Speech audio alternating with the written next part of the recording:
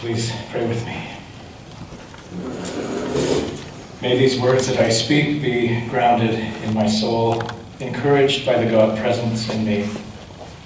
And may these words that you hear be captured by your soul, enlivened by the God presence in you. Amen.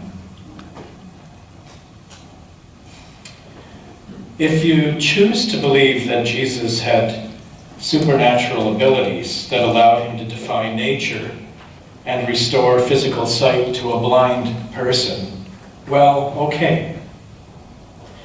But I invite you to ask yourself, how does that belief engage your spirit or enhance your experience of God? Given that in the 21st century, most of us no longer believe that God engages in supernatural acts, like curing cancer, restoring sight, healing paralysis, causing earthquakes, or Category 5 hurricanes. So if that's what we believe, then why do we only see the story as Jesus performing a supernatural miracle? The power in this story is, for me, the power that Jesus possessed to change lives, to help someone see in a new way, to help someone live more fully regardless of personal circumstance, to help someone see their innate value and worth, to help someone open to their own divine nature and indwelling love before all else. Jesus' gift was enabling others to see in new ways. This community, I believe, is being called by the Spirit to see with new eyes, to see in new ways. This community is being called to both celebrate the successes and acknowledge the failures of our Christian faith, both past and present. This community is being called to open to a new way of being church, to examine who we are and what it means today to be followers of Jesus. This community is being called to question every aspect of our lives, both individually and collectively, to test the quality and the groundedness of our love. And we are being called to ask what role tradition plays in our lives together. I love Opus, this amazing character from a story I shared with the children this morning.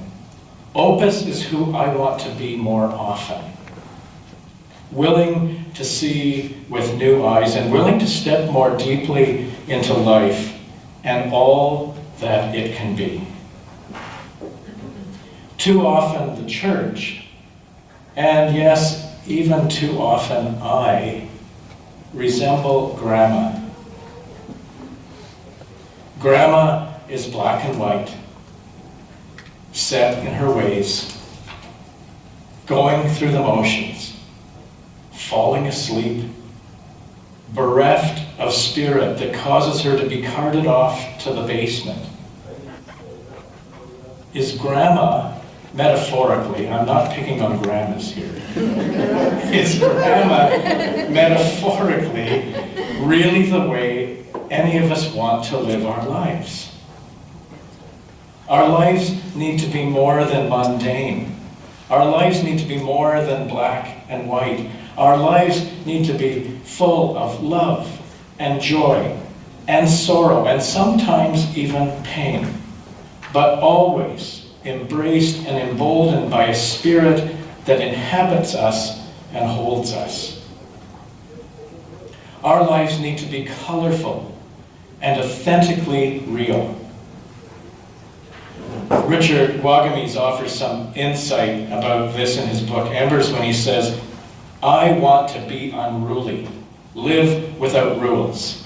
Not all of them, just the ones that restrain my curiosity, emotionality, spirituality, actuality, and ability to be my authentic self.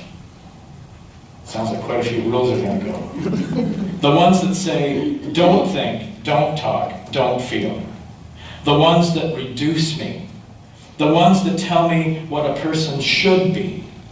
The ones that keep me chained to false narratives. I want to be unruly, to live beyond the no, and reside instead where everyone says yes to life and living.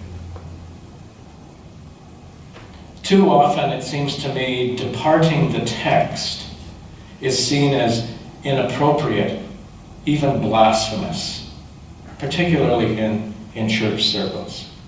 Need I remind you that Jesus departed the text regularly, every time the text was life-taking rather than life-giving. I make no apology for following his example.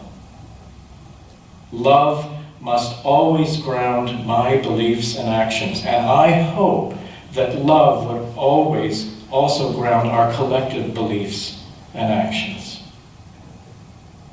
We need to be willing to depart the text for God's sake, for love's sake.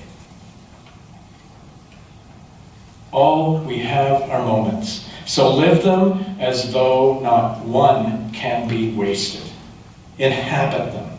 Fill them with the light of your best good intention.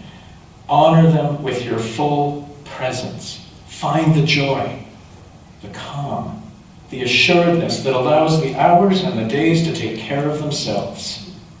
If we can do that, we will have lived.